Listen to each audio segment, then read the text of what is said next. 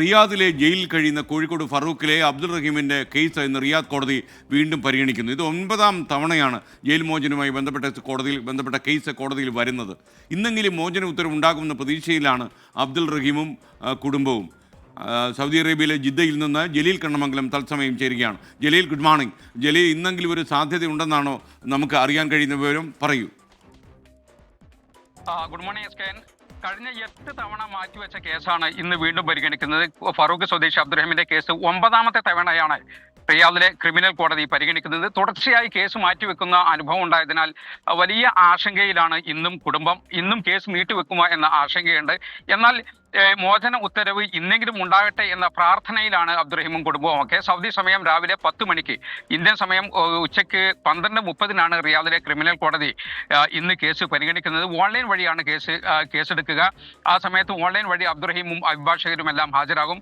ഇന്ന് മോചന ഉത്തരവ് ഉണ്ടായാൽ റിയാദ് ഗവർണറേറ്റിന്റെ അനുമതി ലഭിക്കേണ്ടതുണ്ട്. അതിനുശേഷം നാട്ടിലേക്ക് കയറ്റിവിടുകയാണ് ചെയ്യുക. എന്തുകൊണ്ടാണ് ഈ കേസ് ഇങ്ങനെ നീണ്ടുപോകുന്നത് എന്നതിന് കൃത്യമായ ഉത്തരമില്ല. മോചന ഉത്തരവ് എന്താണ് തടസ്സം എന്ന് വ്യക്തമല്ല. 8 തവണയും കേസ് നീട്ടിവെക്കാനുള്ള കാരണം റിയാദിലുള്ള നിയമ സഹായ സമിതി വിശദീകരിച്ചിട്ടില്ല.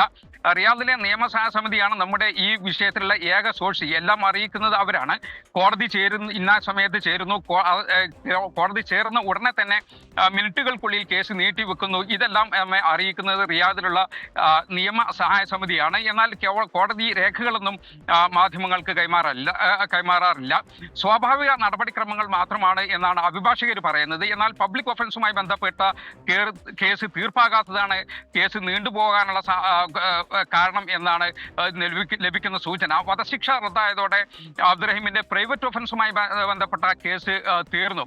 സൗദി നിയമപ്രകാരം പബ്ലിക് ഒഫൻസുമായി ബന്ധപ്പെട്ട, അതായത് പൊതു കുറ്റകൃത്യങ്ങൾക്ക് ജയിൽ ശിക്ഷ ഉൾപ്പെടെ അനുഭവിക്കേണ്ടതുണ്ട്. എന്നാൽ കഴിഞ്ഞ 18 വർഷം ജയിലിൽ കിടന്ന ഒരു സാഹചര്യത്തിൽ അബ്ദുറഹീമിനെ സംബന്ധിച്ചിടത്തോളം ഇനി ഒരു ശിക്ഷ അനുഭവിക്കേണ്ടതില്ല. പിന്നെ എന്തുകൊണ്ടാണ് ഈ മോചന ഉത്തരവ് നീണ്ടുപോകുന്നത് എന്ന് പലരും ചോദിക്കാൻ തുടങ്ങിയിട്ടുണ്ട്. അതായത് രേഖകൾ കൃത്യമായിട്ട് കോടതി ചോദിക്കുന്നുണ്ടോ, അത് ഹാജരാക്കാൻ സാധിക്കാത്തതാണോ, അഭിഭാഷകരുടെ ഭാഗത്ത് വല്ല വീഴ്ചയുമുണ്ടോ, കൂട്ടുപ്രതിയെ ഹാജരാക്കാത്ത പ്രശ്നമുണ്ടോ? അതായത് സൗദി ബാലൻ കൊല്ലപ്പെട്ട സമയത്ത് അത് മറച്ചു വെക്കാനുള്ള ഒരു ശ്രമം ഉണ്ടായിരുന്നു. അബ്ദുറഹീമിന്റെ ഒരു ബന്ധു കൂട്ടുപ്രതിയായി ഉണ്ടായിരുന്നു. അദ്ദേഹം ഇന്ന് സൗദിയിൽ ഇല്ല. ഇദ്ദേഹത്തെ ഹാജരാക്കാൻ ആവശ്യപ്പെടുന്നുണ്ടോ തുടങ്ങിയ പല ചോദ്യങ്ങളും ആളുകൾ സൗദിയിൽ ഞാൻ 36 കൊല്ലമായി പ്രവാസിയായി. ഇപ്പോൾ നോമ്പുകാലമായതുകൊണ്ട് ഇയാളെ മോചിപ്പിക്കാൻ സാധ്യത വളരെ കൂടുതലാണ്. ഈ നോമ്പുകാലം എന്നൊരു പരിഗണന ഇയാൾക്ക് കിട്ടാൻ സാധ്യതയുണ്ടോ റഹീമിന്? എസ് കെ, ഈ റമദാൻ മാസത്തിൽ നോമ്പ് കാലത്ത് സൗദി ഭരണാധികാരി സൽമാൻ രാജാവ് ഏതാനും തടവുകാരെ മോചിപ്പിക്കാനുള്ള ഉത്തരവ് ഇട്ടിട്ടുണ്ട്. എന്നാൽ ഇത് ബാധകമാകുന്ന ഈ ആനുകൂല്യം ലഭിക്കുക പബ്ലിക് ഒഫൻസുമായി ബന്ധപ്പെട്ട് പൊതു കുറ്റകൃത്യങ്ങളിൽ നേരത്തെ കോടതി ശിക്ഷ വിധിച്ച് ആ ജയിൽ ശിക്ഷ അനുഭവിച്ചു കൊണ്ടിരിക്കുന്ന ആളുകൾക്ക് തുടർന്നുള്ള ജയിൽ ശിക്ഷയിൽ നിന്ന് ഇളവ് നൽകുകയാണ്. അവരെയാണ് മോചിപ്പിക്കുക.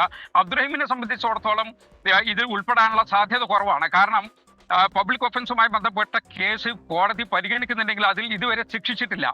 ആ ശിക്ഷ വന്നതിന് ശേഷം മാത്രമായിരിക്കും ഇത്തരം ലിസ്റ്റിൽ പെടുക എന്നാണ് നമ്മൾ മനസ്സിലാക്കുന്നത്. Okay, thank you.